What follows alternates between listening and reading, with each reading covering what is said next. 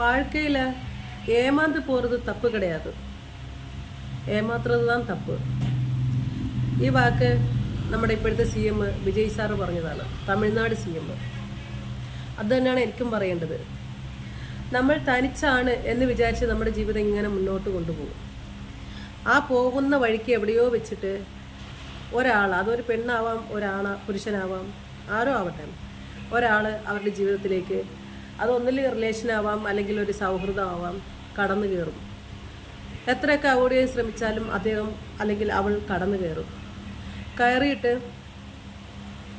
ഒരു സുപ്രഭാതത്തിൽ പെട്ടെന്ന് തന്നെ അങ്ങോട്ട് ഉപേക്ഷിച്ച് എന്തെങ്കിലും ഒരു കാരണമുണ്ടാക്കി അതും നമ്മളെ കൊണ്ട് തന്നെ അവരെ വെറുപ്പിക്കുന്ന രീതിയിൽ എന്തെങ്കിലും പറയിപ്പിച്ച് കടന്നു കളയും. അവർക്ക് വേണ്ടത് ഒരേ ഒരു കാരണം മാത്രമാണ്, നമ്മളായിട്ട് അവരെ ഉപേക്ഷിക്കണം. അങ്ങനെ ഒരു റീസൺ ഉണ്ടാക്കിയിട്ട് അവരങ്ങോട്ട് കടന്നു കളയും. അപ്പോൾ അവർക്ക് വേണ്ടിയിരുന്നത് ഒരു സൗഹൃദമോ ഒരു റിലേഷനോ ഒന്നും അല്ലായിരുന്നു. അവരുടെ ഒഴിവ് സമയങ്ങൾ അവർക്ക് ആനന്ദകരമാക്കണമായിരുന്നു.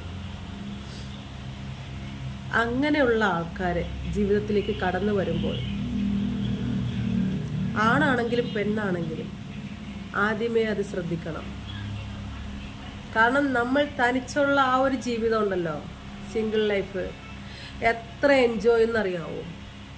പിന്നീട് നമുക്കൊരു സൗഹൃദം കിട്ടി അല്ലെങ്കിൽ നമുക്കൊരു കൂട്ട് കിട്ടി എന്ന് നമ്മൾ വിചാരിച്ച് നമ്മുടെ എല്ലാ ചിന്തകളും നമ്മുടെ എല്ലാ പ്രവൃത്തികളും അദ്ദേഹത്തിലേക്ക് അല്ലെങ്കിൽ അവളിലേക്ക് നമ്മൾ മാറ്റപ്പെടുന്നു.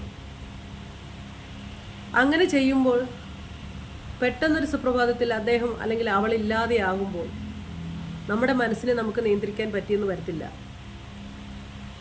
അവിടെയാണ് നമ്മൾ തോൽവി അനുഭവപ്പെടുന്നത്. അങ്ങനെ ഉണ്ടാവാതിരിക്കാൻ ശ്രദ്ധിക്കുക.